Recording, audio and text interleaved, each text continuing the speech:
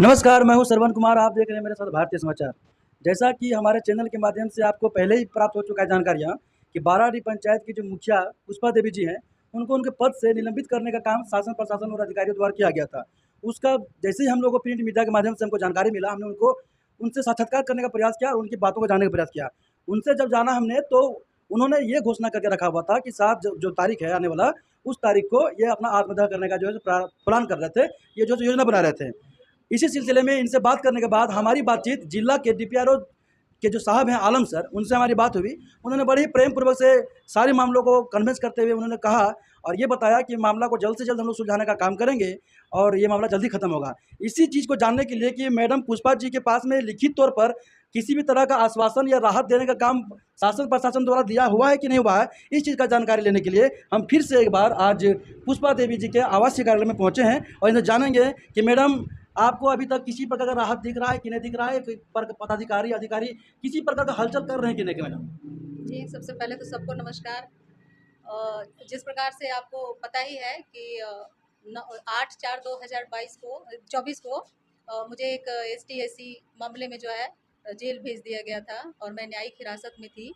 न्यायिक हिरासत से मैं 9/5/2024 को मैं वापस आई, मुक्त हो गई मैं कारावास से। और उसके पश्चात ही हमने 2 दिन के बाद ही 15 एवं 16 को और फिर पुनः 22 तारीख को 22/5/2024 को हमने आवेदन दिया कि मुझे जो है मेरा निलंबन मुक्त करते हुए जो है मुझे वित्तीय शक्ति जो मेरी निलंबित की गई है वो मुझको वापस दिया जाए, ताकि मैं पंचायत का कार्य जो है सुचारू रूप से कर सकूं। सबसे पहली बात है कि मैं जो जेल गई थी वो मेरा अपना निजी मामला था, एक गांव का ज़मीन विवाद का मामला था, जनता का समस्या का मामला था वो, जिसमें मुझको आवेदन दिया गया था और उस पर मैं पक्ष जानने का प्रयास कर रही थी, सुलह करवाने का प्रयास कर रही थी कि सच्चाई क्या है वो मैं जानने का प्रयास कर रही थी। इसी में द्वितीय पक्ष जो है इस बात से नाराज़ होकर के मुझ पे झूठा एलिगेशन लगाया।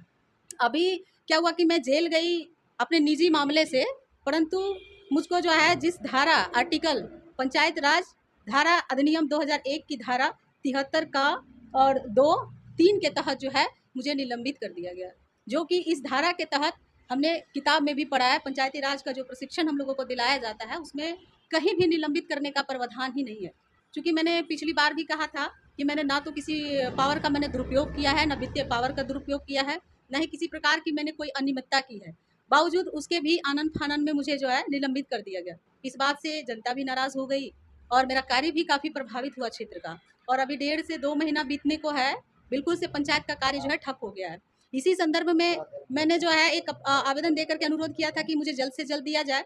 तो हमको लगता है कि 2 तारीख तक हमने जो समय दिया था कि 2 तारीख तक इस पर जो है यथाशीघ्र जो है न्याय संगत कार्रवाई करते हुए मुझे मेरी वित्तीय शक्ति जो है वापस दी जाए। परंतु 2 तारीख तक तो नहीं किसी प्रकार का कोई कार्रवाई हुआ। परंतु 3 तारीख को, ये 3/6/2024 को मैंने देखा सोशल मीडिया के माध्यम से कि एक चिट्ठी नहीं है, एक प्रेस विज्ञप्ति मैसेज मुझको मिला, जिसमें मैंने देखा कि उपायुक्त महोदया जो हमारी बोकारो की हैं, उन्होंने एक मतलब निर्देश जारी किया है कि इसको जो है 1 सप्ताह के भीतर इस पर जांचोपरांत जो है उनको प्रतिवेदन सौंपा जाए। तो बस मैं डीसी महोदया से मैं यही कहना चाहती हूँ कि इस पर ज़्यादा तो वैसे ही विलम्ब हो गया है, बहुत समय हो गया। जिस धारा और अधिनियम का उल्लेख करते हुए मुझे निलंबित किया गया है, उस धारा अधिनियम में कोई जांच का तो कुछ इश्यू बनता नहीं था, मेरी अनुपस्थिति में दी गई थी।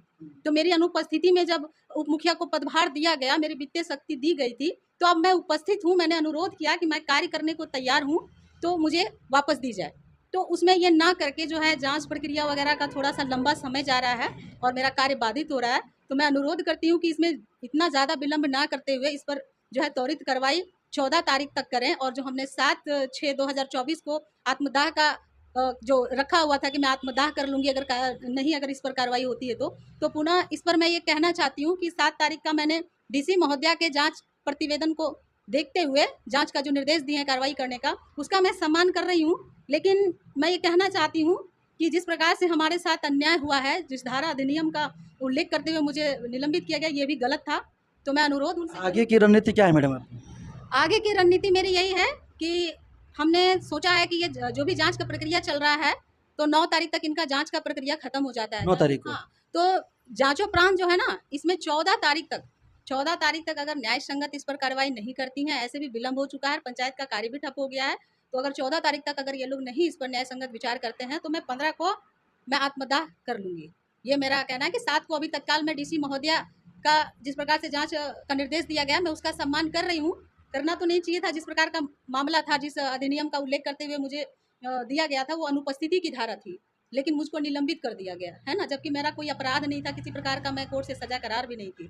तो मैं यही कह रही हूँ कि जाँच प्रक्रिया तक मैं प्रतीक्षा करती हूँ और 14 तारीख तक मैं कह रही हूँ कि प्रशासन से कि मुझे इसमें अविलंब जो है जाँच प्रक्रिया पूरी करने के बाद मुझे दे दिया जाए, अन्यथा फिर मैं तो स्वतंत्र हूँ भाई, मैं तो करूँगी आत्मदाह 15 तारीख को। बहुत बहुत धन्यवाद मैडम। जैसा कि आपने सुना कि 7 तारीख का जो समय और तिथि को निर्धारित किया गया था आत्मदाह करने का, लेकिन कहीं न कहीं से अधिकारियों के बीच में, प्राधिकारियों के बीच में सुगबुगाहट हो रही है कि इस मामले को जल्द से जल्द निपटाया जाए, इस मामले को जल्द से जल्द खत्म किया जाए। ऐसा इनको भी आश्वासन मिला है, बाय चिट्ठी तो नहीं मिला है ना मैडम आपको?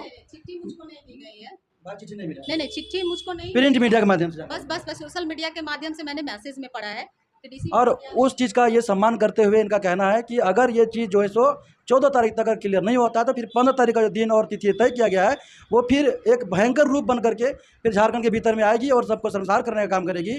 इसीलिए अब देखना होता है कि अब अधिकारी और जिला के जितने भी बड़े बड़े अधिकारी लोग हैं वो किस तरह से इस मामले को जल्द से जल्द निपटाने का काम करते हैं और किस तरह से इस महिला को जो कि बाराडी पंचायत की मुखिया है इनको निलंबित मुक्त करने का काम कब तक करती है, इस पर हमारा नज़र रहेगा को और तब अच्छे तरीके से समझने के लिए आइए।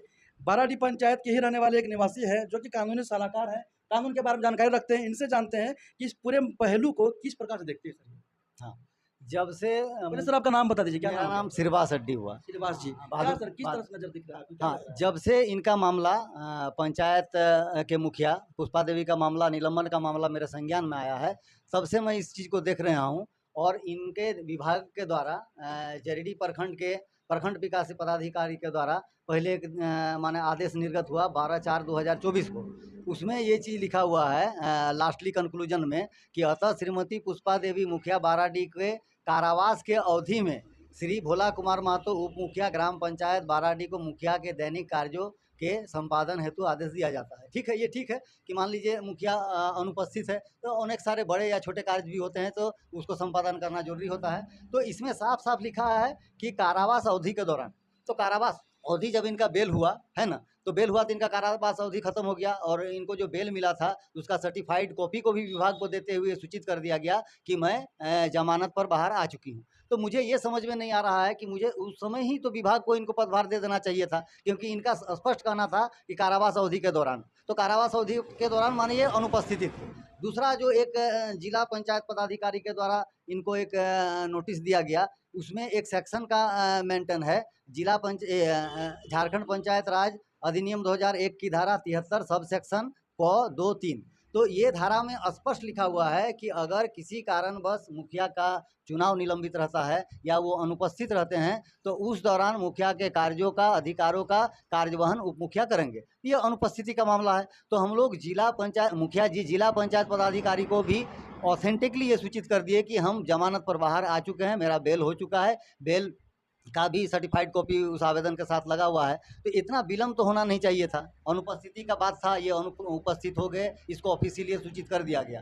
तो ऐसा है कि भारत का जो कानूनी प्रक्रिया है बहुत ही जटिल और बृहत है और बड़े बड़े अधिकारी भी इनकी बारीकियों को कभी कभी समझने में चूक कर देते हैं। तो मेरा जिला प्रशासन से माना आग्रह है, जिला प्रशासन जो कारण बता रहे हैं कि इसमें जांच होगा, तो जांच जो है तो पंचायती राज अधिनियम की धारा 19, 38 और 35 का जब मामला रहता है, हाँ 53 का जब मामला रहता है तभी उसमें जांच होता है। तो ये मामला क्या है, यह है अयोग्यता का मामला। अगर अयोग्यता का आरोप लगता है, अयोग्यता के तहत निलंबित किया जाता है, तब जांच का यहाँ जांच का प्रावधान है। लेकिन जब अनुपस्थिति के आधार पर इनका निलंबन किया गया है तब तो जांच की तो कोई बात ही नहीं, कोई भी देख सकता है, अधिकारी भी देख सकते हैं, कोई आम पब्लिक भी देख सकते हैं कि जिला पंचायत अधिनियम में, झारखंड पंचायत अधिनियम 2001 में क्या लिखा हुआ है। तो मुझे ऐसा लगता है कि जिला प्रशासन द्वारा भी कहीं ना कहीं इस बात का चूक हुआ है, वो भी नियम कानून को समझने में कहीं ना कहीं उनका त्रुटि हुआ है। अभी तक जो आश्वासन आपको दिया गया हाँ। कि जांच किया जाएगा, तो जांच होने में क्या लग रहा है, संभावना मामला सुलटेगा कि बात बढ़ने वाली है? नहीं, सुलटने का तो 100% सुलटेगा, क्योंकि इन पर जो आरोप है ये इनका व्यक्तिगत आरोप है। व्यक्तिगत आरोप है कि इन पर खास करके, और सारा भारतीय दंड विधान की संविधान की और भी धाराएं थी, लेकिन मेन धारा था एसटी एससी का, तो उनके तहत इनको बेल। और एसटी एससी का धारा भी क्या है, इसका तो सबसे ज़्यादा मिसयूज होता है। अनेकों बार सुप्रीम कोर्ट और हाई कोर्ट ने भी कह दिया है कि इस धारा का मिसयूज हो रहा है, और यदि मिसयूज नहीं भी हुआ है तो वो इनका व्यक्तिगत मामला है। इससे विभाग को किसी प्रकार का क्षति नहीं है, न इसमें पद और पावर का दुरुपयोग का मामला है। तो इस केस का तो इससे कोई संबंध ही नहीं, खाली इतने संबंध था कि ये अनुपस्थित हुए इस केस में, तो ये उपस्थित हो गए हैं, तो बस इनको पदभार दे दिया जाए। इसमें किसी प्रकार का कोई किंतु परंतु का, कोई जांच का कोई बात ही नहीं है। चलिए, बहुत बहुत धन्यवाद। ये कानूनी जानकार व्यक्ति हैं, इसी पंचायत के रहने वाले हैं, और ये कहीं ना कहीं इस बात को जानते हैं कि कानूनी प्रक्रिया से किस प्रकार लड़ा जा सकता है। अगर इनका मामला को ठंडा नहीं किया गया, इस मामले को सुलझाया नहीं गया, तो ये लोग कानूनी प्रक्रिया से फिर आगे बढ़ने का काम करेगा, ऐसा इनका कहना है। आइए इनसे बात करते हैं, इनका नाम थोड़ा जाना। क्या नाम हो गया भैया आपका? नमस्कार, मेरा नाम अकबर अंसारी हुआ। आप यहीं के रहने वाले हैं? मैं बाराडी पंचायत के वार्ड संख्या 2 के वार्ड सदस्य हूँ। मैं आपके वार्ड में अभी विकास का कार्य स्थगित है, आपकी मुखिया निलंबित है, किस प्रकार से पंचायत चल रहा है अभी आपका? अभी पंचायत का कार्य बिल्कुल पूरी तरह से ठप है, और मैं जिला प्रशासन से, उपायुक्त महोदया से मैं मांग करता हूँ कि जल्द से जल्द माननीय मुखिया जी को उनका पद वापस दिया जाए, ताकि हमारा पंचायत सुचारू रूप से चल सके, जनता को सहूलियत हो सके और विकास कार्य में तेजी आए। बहुत बहुत धन्यवाद। सर, आपका क्या नाम हो गया? मेरा नाम रितेश कुमार है। रितेश कुमार जी, किस प्रकार से देख रहे हैं इस पूरे पहलू को? क्या होने वाला है, क्या हो सकता है? देखिए, ये जो पहलू है ना, ये एक सीधा सीधी कहें तो भारतीय संविधान का जो डस्टबिन बना करके उस आर्टिकल को कचड़े में जिला प्रशासन ने फेंक दिया है ना। जो आर्टिकल है उस आर्टिकल को पुड़िया भर के जिला प्रशासन डस्टबिन में फेंक रखा है। ठीक है, तो मैं चाहूंगा जिला प्रशासन से और खासकर वीडियो से कि जो डस्टबिन में फेंका हुआ जो आपने जो डाला है भारतीय संविधान के जिस पन्ने को, उस पन्ने को निकालिए और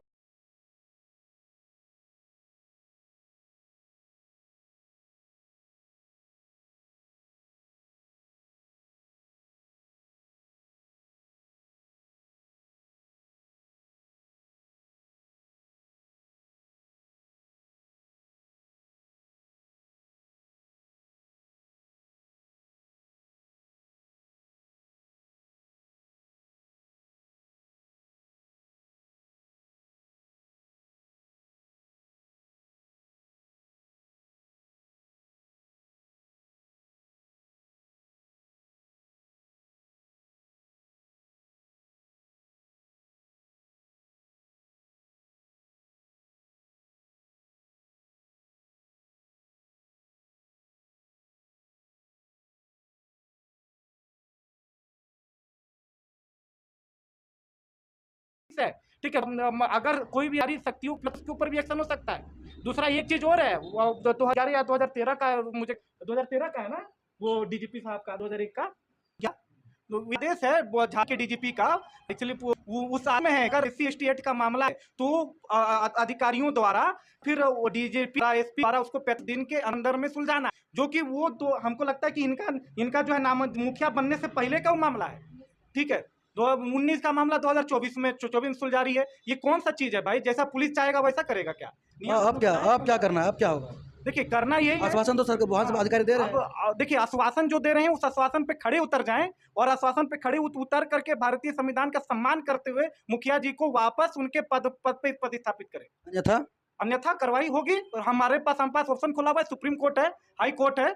ठीक है, जहां जाना पड़ेगा, न्याय के लिए जाएंगे, भूख हड़ताल में बैठना पड़ेगा न्याय के लिए, तो भैया चीफ जस्टिस के आवास के घर के बाहर पे हम लोग धरना देकर बैठेंगे। और वर्तमान में झारखंड उच्च न्यायालय के उनके माननीय न्यायाधीशों से अनुरोध करेंगे कि भैया इसको स्वतः संज्ञान लिया जाए। ठीक है, एक मुखिया है हम लोग। चलिए, बहुत बहुत धन्यवाद। आपने पुष्पा देवी जी को सुना, उनके समर्थकों को सुना, और साथ ही साथ बाराडी पंचायत के जो वार्ड मेंबर थे उनको भी सुना कि किस प्रकार से बाराडी पंचायत अभी विकास की गाड़ी पूरी तरह से खड़ी है, विकास हो नहीं रहा है, आम जनता जो है इससे कहीं ना कहीं से प्रभावित हो रहे हैं। और आज का जो बात सामने निकल कर आया है कि कहीं ना कहीं से अधिकारी लोग जो आश्वासन दिए हैं, और मैडम जी ने अपने जो त्याग करना था, इनको आत्मदाह करने की जो था बात, उसको थोड़ा सा पोस्टपोन किया गया 15 तारीख तक। ये वेट करने के लिए तैयार है। आगे देखते हैं कि क्या रंग निकलता है, क्या फैसला आता है, क्या निर्णय निकलता है, और किस प्रकार से ये मामला शांत होती है या फिर और ज़्यादा उग्र होता है। हमारे साथ बने रहिए। बहुत बहुत धन्यवाद आप सभी का। जय हिंद।